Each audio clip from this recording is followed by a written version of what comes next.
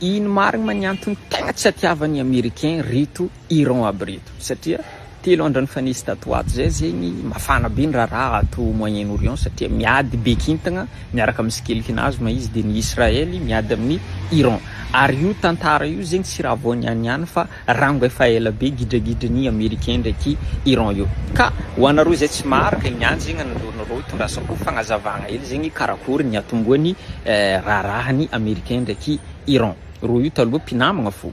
donc atsika zay mba afantarantsika io tsy maintsy pody afarafara agny atsika tagny tamin'ny 1953 tamin'ny 1953 zegny misy ny atao hoe guerre froide rehefa nandeha zegny ny guerre froide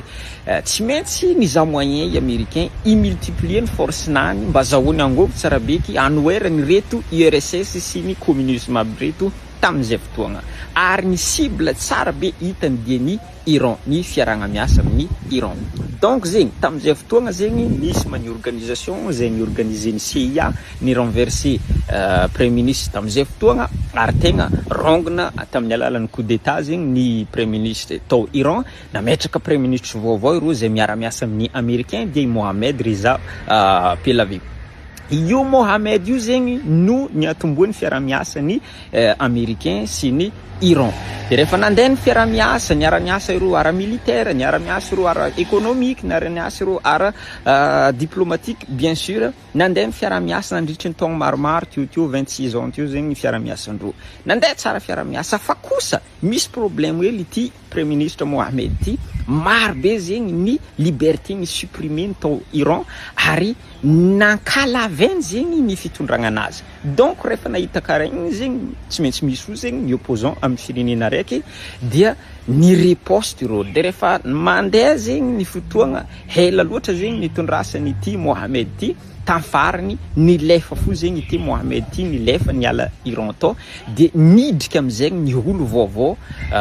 atao hoe Ayatollah Khomeini io Ayatollah Khomeini io zegny no nitondra nanomboka tamin'ny 1979 ka hatramin'ny fotoagna natsika mikoragna azy io ty izy lay regnitsika mahatigny lay guide suprême ny Iran lay mahatigny zegny io no nitondra nanomboka tamin'ny 1979 donc tamin'izay fotoagna tamin'ny Ayatollah nandray ny fitondragna mbola tsy naresaka loatra ny gidragidra niaragna tamin'ny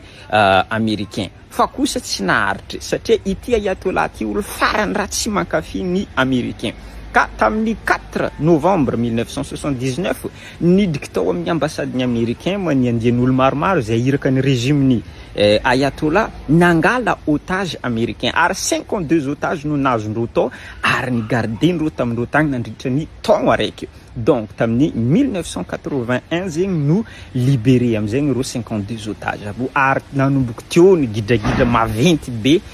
ny américain ndraiky Iran ary vita teo koa ma ny fiara-miasa na ara militaire io na ara économique na ara diplomatique zegny bien sûr tapaka tanteraka teo de rehefa vita ma ny fiara-miasa tapitry ny fiara-miasa regny ny américain fa miketriky agnamboatra bombe atomique reto Iran aby reto ary io zegny anao koa fa niketriky agnamboatra bombe atomique tonga de fa lasa ennemi ny américain anao satria zegny amin'ny lalagna international mo rehefa anao zegny tsy agnatin'ny OTAN bien sûr zegny anao koa fa tsy agnatin'ny OTAN nenao mbola agnatin'ny OTAN anao koa zay tsy mahazo ino fankatoavagna boka amin'ny américain tsy azo atao ny magnamboatra bombe atomique na tsika malagasy zegny izy koa fa niketriketriky magnamboatra bombe atomique efa avy edy américain mandeha mibombarder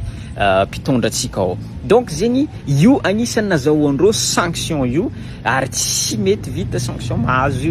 Iran amin'ny jusqu'à amin'ny fotoagna natsika mikoragna azy io ty ary io zegny anisany ino raison araiky tsy atiavan'ny américain rito Iran aby rito ary zegny koa zegny raison araiky koa naviany Ayatollah mety maty ny bombardier ny américain satria io Ayatollah io zegny azo lazaigna hoe olo dictateur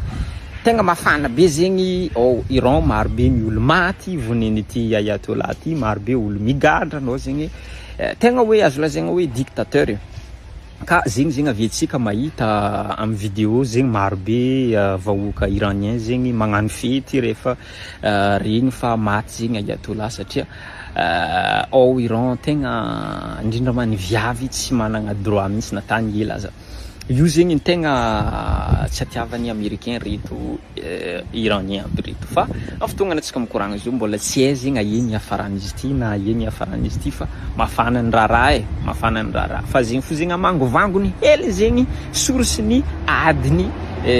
Iran ndraiky américain io zegny amangovangony hely raha tsy atiavan'ny américain reto Iran aby reto.